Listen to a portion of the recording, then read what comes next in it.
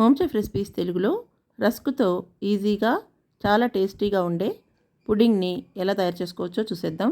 ముందుగా 1 కప్పు నీళ్ళని ఒక చిన్న గిన్నెలో వేసుకుని అందులో 4-5 టీ స్పూన్లు పంచదార వేసిన తర్వాత కొద్దిగా మరగనివ్వాలి. ఇప్పుడు ఈ పంచదార అంతా కరిగిపోయిన తర్వాత కొంచెం చేతికి అంటుకునేంతగా మరిగితే సరిపోతుందన్నమాట. మనం గులాబ్ జామ్ సిరప్ చేసుకుంటాం కదా, దానికన్నా కొంచెం తక్కువగానే మరిగితే చాలు. ఇప్పుడు దీన్ని వడపోసుకుని పక్కన పెట్టుకుందాము. ఇప్పుడు ఒక గిన్నె తీసుకుని లేదా బాణలన్నా పెట్టుకుని దాని మీద పాలు 1 కప్పు వేసుకోవాలి. ఈ పాలు కొద్దిగా కాగుతూ ఉండగానే మనం 8 నుంచి 10 టీ స్పూన్లు పంచదార కానీ లేదా తినే తీపిని బట్టి 1/2 కప్పు వరకు కూడా పంచదార లేదా పటిక బెల్లం లేదా బ్రౌన్ షుగర్ ఇందులో ఏదైనా వేసుకోవచ్చు.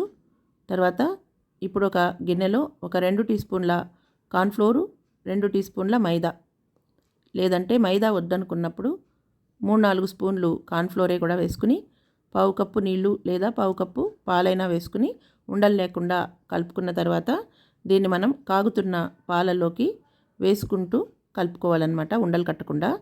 ఇలా కలుపుకుంటూ ఉంటే 2-3 నిమిషాలకంతా పాలు చిక్కబడిపోతాయి. అప్పుడు మనం 1/2 స్పూన్ నుంచి 1 స్పూన్ వరకు యాలకుల పొడి వేసుకోవాలి.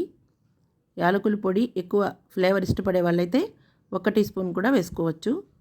ఇప్పుడు దీన్ని దింపి పక్కన పెట్టేసిన తర్వాత ఒక ప్లేట్లో కానీ లేదా గిన్నెలో కానీ వెడల్పుగా ఉన్న దానిలో రస్క్ని పక్కన మనకు ఎన్నైతే ప్లేట్లోకి సరిపోతాయో అన్ని పెట్టుకున్న తర్వాత ముందుగా షుగర్ సిరప్తో ఈ రస్క్ మొత్తాన్ని తడుపుకున్న తర్వాత పైన మనం తయారు చేసి పెట్టుకున్న ఈ పాలతో పుడింగ్ ఉంది కదా, దీన్ని గరిటెతోటి మొత్తానికి కూడా అయ్యేటట్లుగా వేసుకోవాలి. ఆ తర్వాత దీని మీద మరొక లేయరు రస్క్ పెట్టుకోవాలి. దాని మీద కూడా మళ్ళీ షుగర్ సిరప్ని వేసుకోవాలి.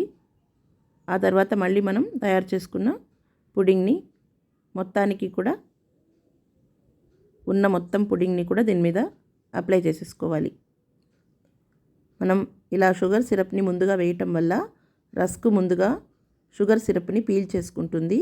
ఆ తర్వాత ఈ పాలతో తయారు చేసుకున్న క్రీమ్ని వేయటం వల్ల ఈజీగా లోపలికంటా వెళ్ళి సాఫ్ట్గా అయిపోతుందన్నమాట. దీన్ని పెద్దవాళ్ళ నుంచి చిన్నపిల్లల వరకు చాలా ఇష్టపడి తింటారు. నోట్లో వేసుకోగానే అలాగే మనకే తెలియకుండా కరిగిపోతుందన్నమాట, అంత టేస్టీగా ఉంటుంది. మనం ఎప్పుడు ఐస్ క్రీమ్లు, కుల్ఫీలు ఇలాంటివే సమ్మర్లో కాకుండా ఇలా కూడా చాలా టేస్టీగా తయారు చేసి పెడితే పిల్లలు కూడా ఇష్టంగా తింటారు. పైన మనం కావాలనుకుంటే చాప్ చేసిన డ్రై ఫ్రూట్స్ కానీ లేదా బ్రెడ్ పొడి కానీ చల్లుకోవచ్చు. దీన్ని ఫ్రిడ్జ్లో పెట్టుకుని కూల్గా అయినా తినొచ్చు, లేదా అప్పటికప్పుడే మరీ కూల్గా లేకుండా ఈ విధంగా కూడా తీసుకోవచ్చు అనమాట. అలాగే అప్పటికప్పుడు ఇది 5-10 నిమిషాల్లోనే చాలా సాఫ్ట్గా మెత్తగా అయిపోతుంది. ఇవన్నీ పీల్చుకుని మీరు కూడా దీన్ని ఇంట్లో ఒకసారి తయారు చేసి చూసి ఎలా వచ్చిందో కామెంట్ చేయండి.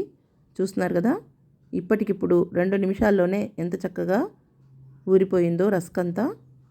దీన్ని పిల్లలైతే చాలా ఇష్టంగా తింటారు. ఈవినింగ్ స్నాక్గా పెట్టచ్చు.